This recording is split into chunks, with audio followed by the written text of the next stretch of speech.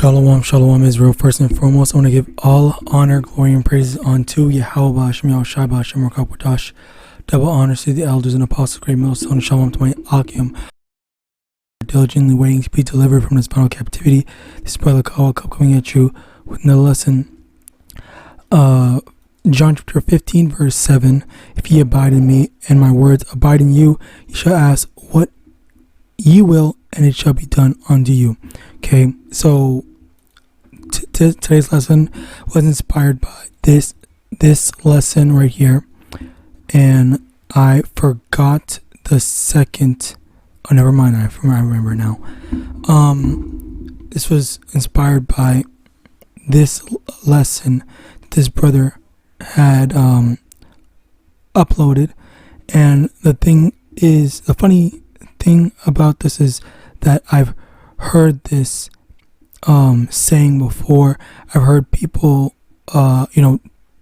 basically advise to do this type of thing, and it's something that me personally I just can't remember to do it in as well as, what's the word, like, I guess that's not necessarily how my brain operates. All right, so one thing I will say, which I think I did make a lesson saying this, but there's something that I'm trying to work on my own. Aside from that, I do highly recommend doing this. It is technically just praying. All right, so that's kind of what it is, as well as, let me also get this.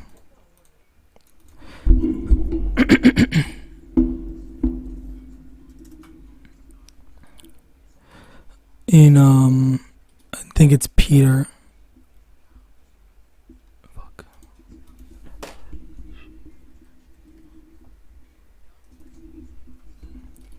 It is, yes, 1 Peter chapter 5 verse 3, casting all your care upon him, for he careth for you. And that's basically the main thing to remember, like how if you have, let's say you can't afford rent, all right, and you're just so worried, like that anxiety is eating away at you. Just you call on the name of the Lord and ask the Lord to help you and guide you out of the trouble that you're in, and then he's gonna make a way, find something to help you out of that situation. All right, in addition to that, all right, the more important thing that I want to actually get to is once again, this is another instance of basically the Lord using his prophets to basically convey a personal message onto an individual. All right, and what I mean by that is, like, say for example, like if you are feeling depressed or whatever, or let me make a more hyper specific example. Let's say you really want this nice car. All right, let's just say you really want this nice sports car or whatever. All right, and a brother makes a lesson saying, be patient. All right, like it should click in you that right then and there the Lord is speaking to you through that brother to tell you, hey, I hear you, I know what you want, and I know what you need, but you gotta be patient, like now's not the time. All right, and this applies into literally anything and everything that you may or may not want / need.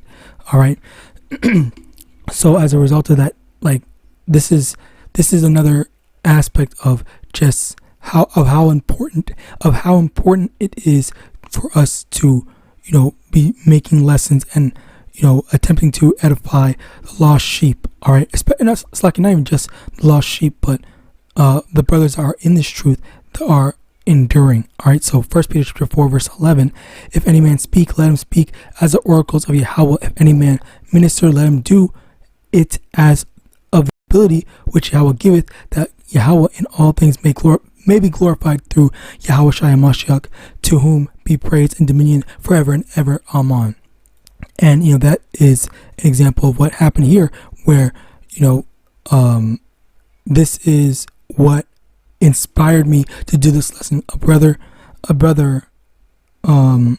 making a lesson, titling it in a certain way, and they might not know like Slakia, for example. Like I don't know what I'm going to title this lesson, all right, but maybe someone seeing a video title in their suggestions, their subscriptions, whatever, and then it just invokes that spirit on you of patience and understanding or whatever to better make it through Slakia, whatever hardship that you're going through. All right, so yeah, Slakia, let me actually go back right quick. Slakia, also that going back to John 15:7, if ye abide in me and my words abide in you, ye shall.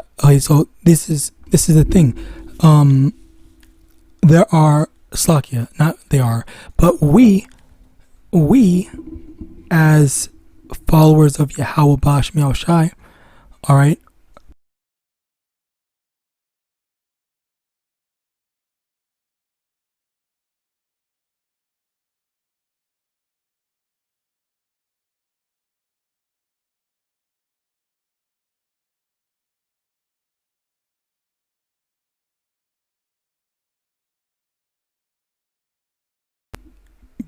Brother, the Lord is speaking to brother A through brother B.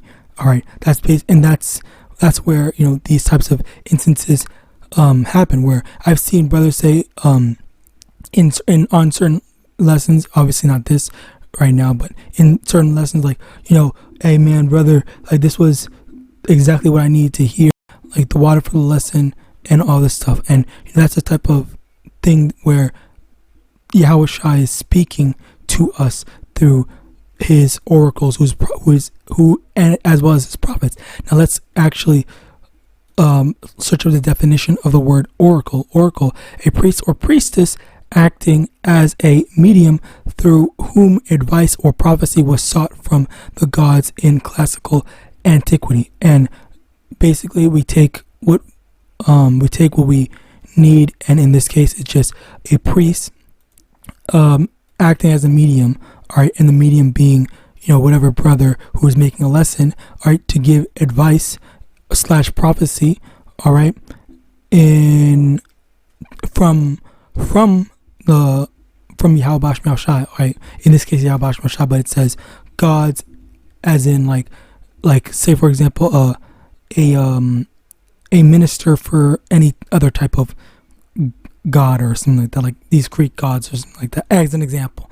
All right, but you basically understand the application and the understanding as well as how it applies to us. All right, where we have brothers are doing lessons, some daily, all right, to edify the lost sheep, as well as a lot of times without they themselves knowing, doing such a job to inspire other brothers as well.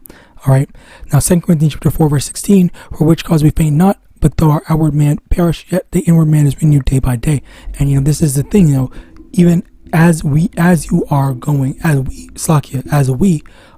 through our hardships, okay. One thing I like to say, it's like regeneration, okay. It says our outward man perish, yet the inward man is renewed day by day. And the thing is that as we are suffering in the flesh, while our spirit may be waning or diminishing, it is renewed for us to be able to get through the next day, and then the next day after that, constantly being regenerated. But in this instance, it's just being renewed by the Lord for us to be able to make it through and to ultimately endure. But we have to have the patience to wait for the Lord to actually deliver us. All right. Now, Luke chapter 6 verse 24. But woe unto you that are rich, for ye have received your consolation. Slakia. And And this is where, once again, the constellation referring to, actually, I know I did it multiple times, a million times, but let's just get the definition. Consolation is the comfort received by a person after a loss or disappointment, and the disappointment will be not making it into the kingdom for those that chose this world over YAHAWAH. So, which is what we see in the phrasing over here, which there's more in the scripture, but just you can basically understand the general idea of it through this first one. Woe unto you that are rich. So people that are thriving on this side, that is their consolation. All right. And as a matter of fact, let me go up to get more to the context.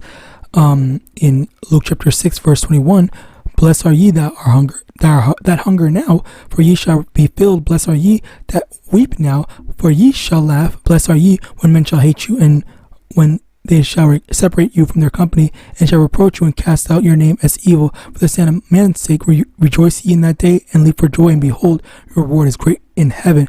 For in the like manner did their fathers unto the prophets. All right. So basically, that rejoice now as you are. Rejoice now in your suffering, because your reward is going to be great in the kingdom of heaven. And additionally, Matthew chapter 5 verse 3, blessed are the poor in spirit, for theirs is the kingdom of heaven. So if you are poor carnally, you're going to be blessed in the spirit. You're blessed in the spirit for being poor. All right. And as a result of that, you will inherit the kingdom of heaven. So with that, I pray this lesson was edifying. I want to give all honor, glory, and praise unto Yahawadah, SHAMAIWAN, YAHAWASHI, double honors to the elders and apostles, great millstone, AHPARYAM, and Shalom.